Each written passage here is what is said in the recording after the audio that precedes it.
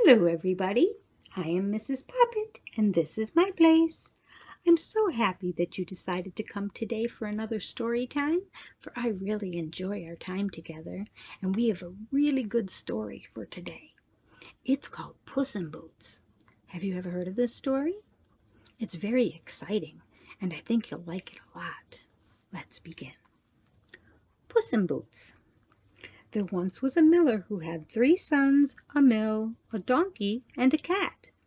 The sons worked in the mill, the donkey carried corn and flour from the mill, and the cat chased the mice.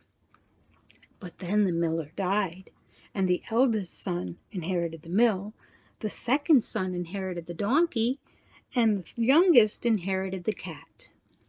This last son was rather downcast at his lot and said to himself, "My eldest brother can work the mill. My other brother at least has a donkey to ride and to carry things, but what on earth can I do with a cat? Once I have skinned him and made a pair of gloves out of his pelt, that will be all I gain." The cat heard every word the miller's son said, and he spoke back to him. "Listen," he said, "it won't do you much good to kill me and make a pair of poor gloves out of me. Instead, have a pair of boots made for me so I can look respectable, and I'll be of some use to you." The miller's son was very surprised to hear the cat speaking, but just then the shoemaker happened to be passing, so he called him in and got him to make a pair of boots for the cat. As soon as the boots were ready, the cat put them on, took a sack, put some corn in it, slung the sack over his shoulder, and marched off on his 2 hind legs. Now at that time the land was ruled by a king who was excessively fond of partridge pie. But alas, there was a shortage of partridges. The forest was full of them, but the birds were so cunning that no huntsman could get near them. But the cat reckoned he could do better than the huntsman. When he reached the wood, he opened the mouth of the sack, spread the corn about inside the sack, and laid the long end of the sack's cord through the grass and under a fence. Then he hid and kept a sharp lookout. Very soon the partridges came along, saw the corn inside the sack, and one after another they hopped inside. The cunning cat pulled on the cord, closing the mouth of the sack, lifting the whole lot onto his shoulder. Off he went, straight to the king's palace. At the gate, the sergeant of the guard decided a cat in boots might amuse the king, so he let him in. Before the throne, the cat bowed deeply and said, "I come from my master Count Alias de Molino, who sends you this present." And he opened the sack and showed the king the partridges.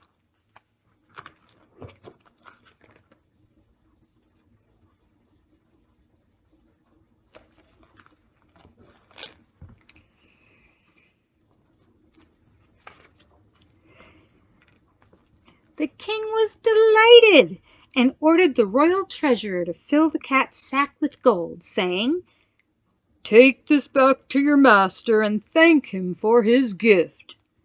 Meanwhile, the poor miller's son was back at home sitting by the window with his head in his hands, thinking about how he had given his last penny to have some boots made for the cat, when what good did that bring him? But then the cat came in, opened up his sack, and emptied out the gold in front of the astonished lad. "There, you got something for the boots you had made for me. Best greetings from the king, who thanks you very much." The lad rejoiced at his new wealth, wondering how it had come about. So the cat took off his boots and told him the story. "Now you have enough money, but it won't stop there. Tomorrow I shall put on my boots, and you will be even richer. I have told the king that you are a count." The next morning the cat went off again in his boots. He again brought the king a good bag full of partridges. This went on every day, and every day the cat brought home gold in the sack. The king grew very fond of him, and he was allowed to wander the palace. One day the cat was standing in the palace garden, warming himself by the fire. when the coachman came in swearing, "I wish the king and the princess would go hang themselves. I was just about to go enjoy myself in the inn, drinking and playing cards, but now I'm told I have to take them for a drive in the carriage, all the way to the lake." As soon as the cat heard that, he went straight home and said to his master, "If you would like to be a rich count, come with me to the lake and go bathing in it." The miller's son could not imagine how bathing could lead to riches, but he followed the cat. By the lake he took off his clothes and jumped into the water. The cat quietly took the lad's clothes and hid them. Almost immediately the king came along in his carriage. Then the cat began to wail loudly and called to the king, "Oh, your gracious majesty, help! My master, the Count Elias di Melino, was bathing here in the lake, but a thief came and stole all his clothes, which were lying on the bank. Now my lord count is in the water and dare not come out, and if he stays much longer he will catch his death of cold." When the king heard this, he ordered his carriage to stop, and one of the footmen had to ride back to the palace at full speed to bring a suit of clothes. These were then given to the miller's son, who put them on, and the king invited him to ride in the carriage, for he was delighted to finally meet the count who had given him all those fat partridges. The princess was also very cheerful because the count was young and handsome and pleased her very much. And so they drove on happily. But the cat had run on ahead. He came to a huge meadow where more than 100 people were making hay. "Who does this meadow belong to?" asked the cat. "Well, to the great magician." "Listen, very soon a king will come past, and when he asks who owns the meadow, answer, 'Count Elias di Melino.' Say it or be killed." Then the cat went on further until he came to a cornfield that was so big you could not see from one end to the other. And there were more than 200 people cutting corn. "Who does this cornfield belong to?" asked the cat. "Well, to the great magician." "When the king comes past, tell him it belongs to Count Elias di Melino, otherwise you will all be killed." Finally the cat came to a magnificent wood where more than 300 people were felling great oak trees. Once again the cat ordered the people, on the pain of death, to tell the king that the wood belonged to the count. Now all the people were greatly awed by the cat because of his boots, and decided wisely to do as he had told them. Soon after, the cat came to the magician's castle, went boldly inside, and found the magician, who looked up at him with contempt. But the cat bowed low and said, "I have come to hear you are able to change yourself into any animal you wish. I can believe you can turn yourself into a fox or a wolf, but I hardly believe you can turn yourself into an elephant, so I have come to see if this is really true." The magician said, "It's true." And there he stood, a huge elephant in front of the cat. Then the cat asked him whether he could turn himself into a lion, and he did. Finally the cat said, "That was wonderful, and I'm now sure that you are the greatest magician in the world, but I still can't believe it's possible for you to turn your great self into a tiny animal, such as a mouse."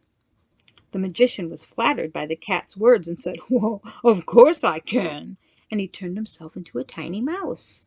The cat immediately pounced on the mouse and ate him all up. And that was the end of the magician. Meanwhile, the king was driving along with the count and the princess. Soon they came to the meadow, and the king asked, "Who does all this hay belong to?" "To Count Elias di Melino," the haymakers all replied. "Sir Count, you have a fine piece of land there," said the king. Then they came to the cornfield. "Who owns all of that corn?" asked the king. "It belongs to Count Elias di Melino," said the corn cutters. "Marvelous land you have, Sir Count." When they came to the wood, the king asked once more, and again was told the wood belonged to the count. "Sir Count, you must be a very wealthy man. I don't believe my forest is half as fine." Finally they came to the magician's castle, and there was the cat standing atop the steps to welcome them. When the carriage came to a halt, the cat sprang down and opened the door and said, "Your Majesty, you have now come to the castle of my master, Count Elias de Melino, and your visit will do him honor." The king stepped out of the carriage and admired the splendid building that to him seemed more magnificent than his own palace. The count led the princess up the steps and into the great hall, which sparkled with gold and gems. And there the princess was engaged to marry the young man. So it came that after the death of the king, the miller's son became king, and Puss in Boots became the prime minister. Wasn't that story fun? I love that story because everybody comes out happily in the end. I hope you liked it too, and I hope that I will see you again tomorrow. Bye.